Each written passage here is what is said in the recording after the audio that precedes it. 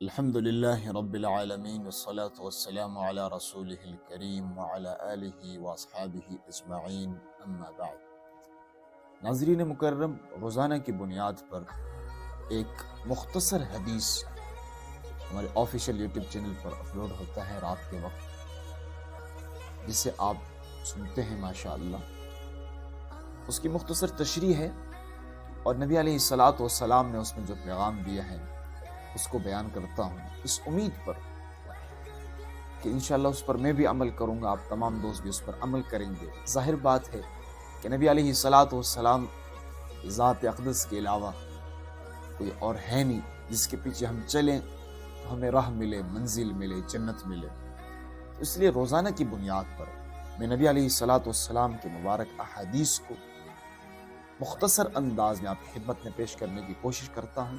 آپ تمام دوست احباب اس کو اہتمام کے ساتھ سنیے، تو مجھے اللہ کی ذات سے قوی امید ہے کہ اگر آپ ان دروس کو اہتمام کے ساتھ سنیں گے تو آپ کی زندگی میں ایک انقلاب برپا ہوگا انشاءاللہ۔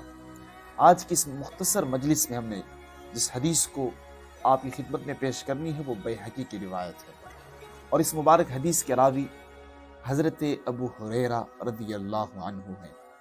وہ فرماتے ہیں کہ حضور علیہ الصلاۃ والسلام نے ارشاد فرمایا، انما انا رحمت مہدات، بلا شبہ میں ہدیہ بھیجی ہوئی رحمت ہوں۔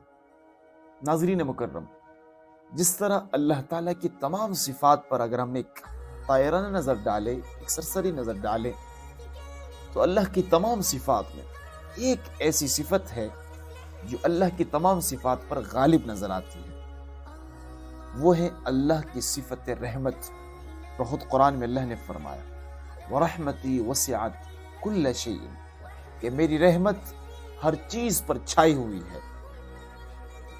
آج بھی اللہ کی رحمت سے غیر مسلم تک استفادہ کر رہے ہیں، اور کل قیامت کے دن اس امت کے جو گنہگار مسلمان ہوں گے انہیں بھی اسی مبارک صفت کی برکت سے معافی ملے گی۔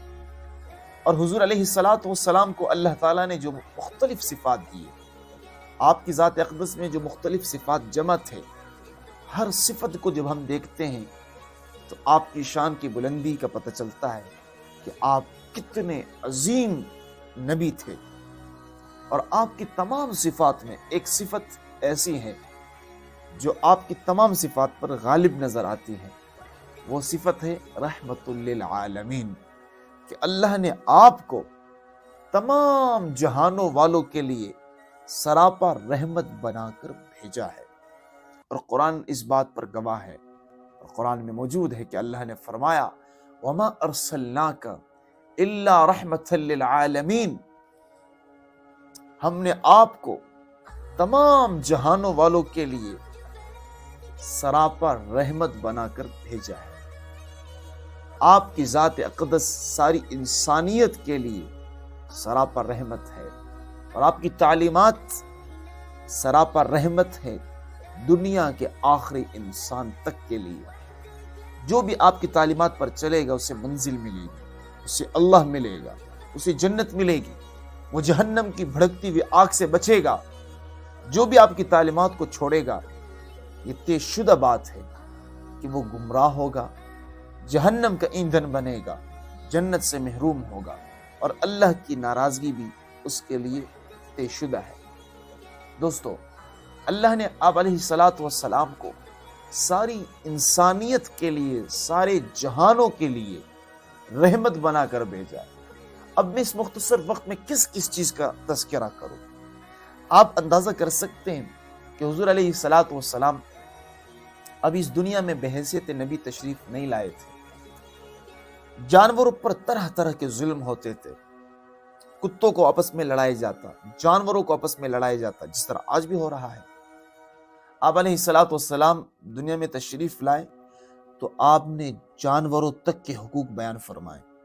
انسانوں کے حقوق کو تو چھوڑیے، پڑوسیوں کے حقوق کو تو چھوڑیے، ماں باپ کے حقوق کو تو چھوڑیے، جانوروں تک کے حقوق آپ نے بیان فرمائے، اور آپ نے اعلان فرمایا، اتقوا اللہ فی ہذہ البہائم المعجمہ، ان بے زبان جانوروں کے بارے میں اللہ سے ڈرو، ان پر ظلم مت کرو، ان کے ساتھ زیادتی مت کرو۔ حضرت عبد الرحمن بن عبداللہ اپنے والد سے نقل کرتے ہیں کہ ایک دفعہ وہ حضور علیہ الصلوۃ والسلام کے ساتھ سفر پر تشریف لے گئے، اور سفر کے دوران نبی علیہ الصلوۃ والسلام کو قضاء حاجت آئی تو آپ تشریف لے گئے۔ اس دوران ان کو ایک پرندہ ملا جس کے 2 چوزے تھے، انہوں نے ان کو پکڑ لیا، پھر وہ پرندہ آیا اور پھڑپڑانے لگا اپنے بچوں کے خاطر، پر مارنے لگا۔ نبی علیہ الصلوۃ والسلام اس دوران تشریف لائے، آپ نے فرمایا من فجع هذا بولدها، کس نے اس پرندے کو اپنے بچوں کے بارے میں پریشان کیا ہے؟ ردوا الیہا ولدها، اس کے بچوں کو ابھی ان کے پاس واپس کر دو۔ یعنی جانوروں کو تکلیف دینا بھی نبی علیہ الصلوۃ والسلام نے برداشت نہیں کیا ہے، جانوروں تک کے حقوق بیان فرمائے۔ ایک اور چیز آپ کی خدمت میں عرض کرنے لگا ہوں، ذرا غور سے سنیے۔ آج کے اس پرفتن دور میں جب کسی عورت کا شوہر انتقال کر جاتا ہے، عورت بیوہ ہو جاتی ہے، اس پر کیا ظلم نہیں ہوتا۔ نبی علیہ الصلوۃ والسلام کا زمانہ ہے، آپ نے چونکہ ہر چیز کے حقوق بیان فرمائے، بیوہ کے حقوق بھی بیان فرمائے۔ غزوہ موتہ کا موقع ہے، حضرت اسماء بنت عمیس رضی اللہ عنہا اپنے مبارک شوہر حضرت جعفر رضی اللہ عنہ کے انتظار میں کھڑی ہے، اپنے بچوں کو بھی تیار کیا، ابا آئیں گے، ان کا استقبال کرو۔ نبی علیہ الصلوۃ والسلام تشریف لائے اور اکیلے تھے، تو انہوں نے محسوس کر لیا کہ زندگی کے ہم سفر شاید اب ہمیشہ ہمیشہ کے لیے مجھ سے بچھڑ چکے ہیں۔ اگر یہ آج کا زمانہ ہوتا تو پتہ نہیں کتنے مشکلات کا وہ سامنا کرتی، لیکن حضور علیہ الصلوۃ والسلام نے ایک ایسی جماعت تیار کی تھی جن کے سینوں میں رحمت ہی رحمت تھی، جن کے اخلاق بہت بلند تھے۔ آگے نکاح کا پیغام دینے والا کوئی عام انسان نہیں تھا، انبیاء کے بعد سب سے افضل انسان حضرت ابوبکر صدیق رضی اللہ عنہ ہیں۔ انہوں نے نکاح کا پیغام دیا اور نکاح کر لیا، اور ان سے ان کا ایک بچہ بھی تھا۔